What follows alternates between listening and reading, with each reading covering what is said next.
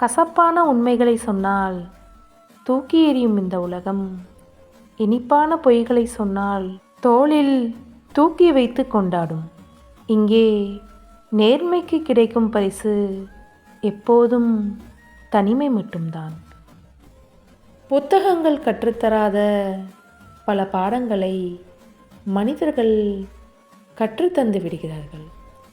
சிலர் நல்ல பாடமாக, பலர் நல்லதொரு அனுபவமாக. 1000 நன்மைகள் செய்தாலும் அதை ஆகாயத்தில் எழுதுவார்கள். நாம் செய்யும் ஒரு சிறு தவறை மட்டும் கல்வெட்டில் செதுக்குவார்கள். இந்த உலகிற்கு என்றும் வெள்ளையாடையில் விழுந்த ஒரு துளி மைதான் கண்ணுக்கு தெரியும்.